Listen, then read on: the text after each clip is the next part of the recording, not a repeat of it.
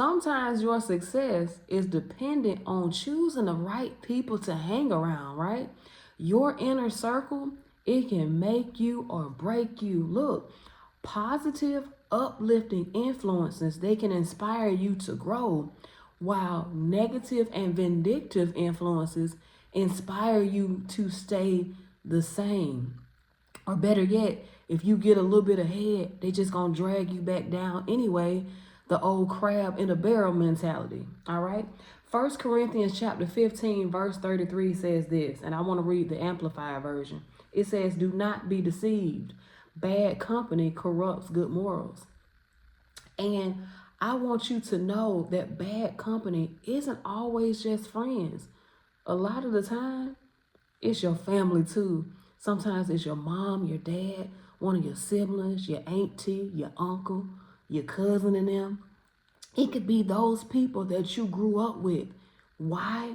Because they get offended when you come from the same environmental circumstances as they do, but you get out. It's like, what you mean you grew up in the hood and now you live in a nice, expensive neighborhood? What you mean you dropped out of high school like me, yet you became a successful entrepreneur? What you mean I'm single, but you're married and happily married at that? When people feel like you should be where they are, they will try to drag you back down to where they are. And so they make it their life purpose to keep you stuck in the toxic patterns of your past. But look, God does not want that for you. You have to surround yourself with people who are not constantly trying to remind you of who you were. Surround yourself with people who are encouraging you to reach the full capacity of who God has called you to be. Everyone has a past, right?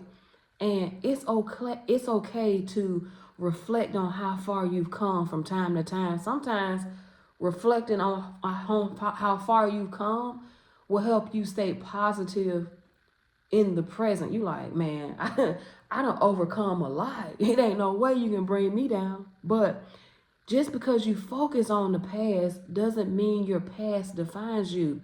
God defines you, not your past, but God. So clean up your inner circle. Now, I'm not telling you to surround yourself with yes men and yes women, because that is just as bad as surrounding yourself with haters. You need a balance, right? Because both extremes are detrimental to your growth. How can you grow when you're around a bunch of people who are people pleasers? I don't know why my nose is itching today. Lord have mercy. But how can you grow when you're bound around a bunch of people pleasers? Or how can you grow when you're around a bunch of haters? Neither extreme is going to work for you, because you need balance in order to stay humble. But you need trustworthy people who uplift you, but also help you maintain your boundaries. So you need people in your life who are bold enough to remind you of what happened last time you did what you're trying to do now. So you need people to say, hey, remember what happened last time you called so and so? Remember what happened last time you smoked that weed? Remember what happened last time you got drunk? I don't know why the tip of my nose is. It ain't nothing but the devil. Y'all just see past that. I just got an itchy nose today. I'm not digging in it. I'm just scratching the outside surface.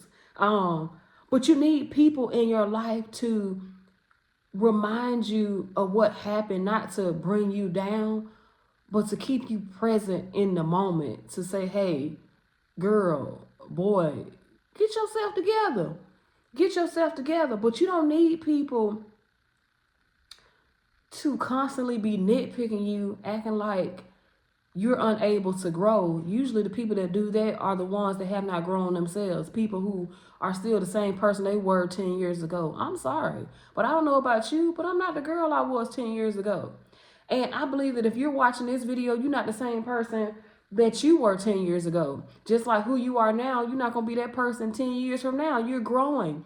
You're learning every day. You're learning what triggers you, and you're learning how to overcome these things, right? So you need people in your life who are not there to discourage you, but instead they are there to help you maintain your deliverance. You need people in your life who love God. Why?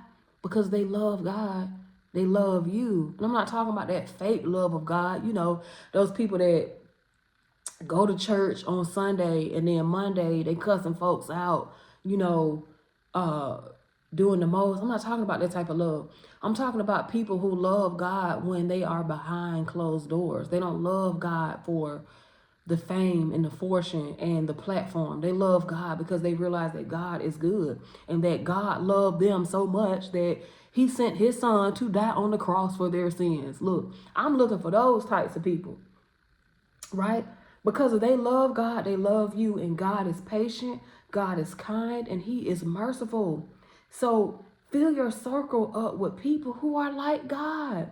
Look, patient people stick around. They stay locked in through the good and the bad times, right?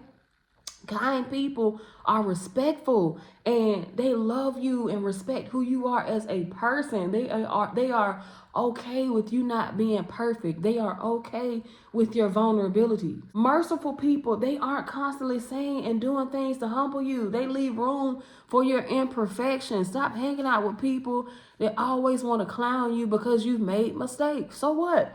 We've all made mistakes, right? And if a person who loves God mentions your past, it's because they are rooting for you and not against you. They're not making a mockery of your past. They're not trying to embarrass you in front of mutual friends. You know, when you say, yeah, I don't drink no more, they're not trying to bring up that time 20 years ago when you got drunk and you pee-peed on yourself, or you puked in the parking lot behind the club, or you went and you slept with this dude or this girl that you just met. They're not trying to clown you and try to take you back to that place. That's what negative people do. That's what people who do not know God, who do not understand how good God is, that's what they do. Don't surround yourself with people like that. Stop forcing yourself to hang out with people and the only thing you have in common with them is trauma.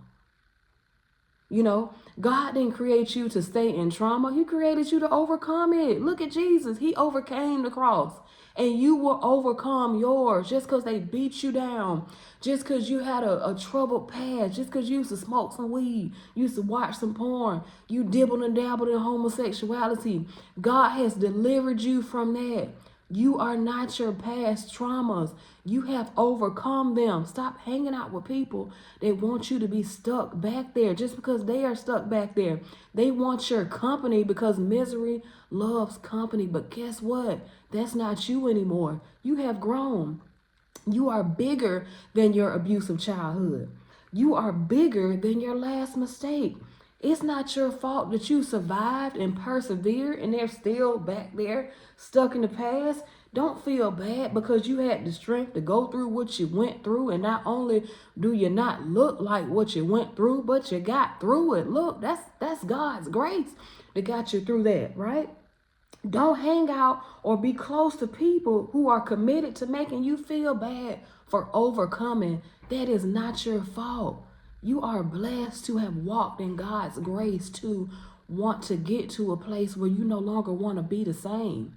If they want to be the same, let them be the same. You continue to walk in God's purpose for your life. Look, 2 Corinthians chapter 6, verses 14 and 15, it says, do not be unequally yoked with unbelievers.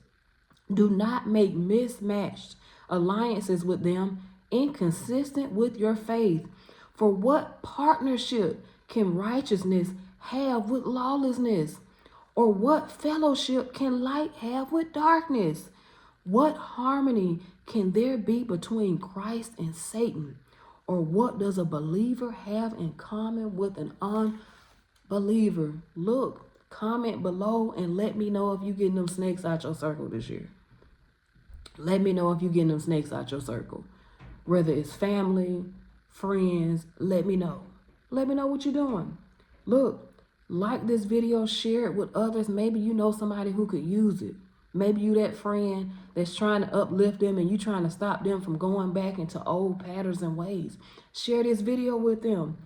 I wrote a book called People Are Evil, and it gives you a lot of spiritual acumen, and it's all Bible based. It even gives you prayers on how to pray yourself out of abusive and traumatic situations, because some situations it's not easy to walk out of them. Some situations you got to pray your way out, right? Sometimes you have been yoked to somebody for so long, you have some type of soul tie with them that it's difficult to break free. And so I wrote this book for you based on my experiences of how I broke free from abusive situations, right? I placed the link for that book in the description box below. And look, guess what? I will see you next time. God bless you, and I hope you have a wonderful week.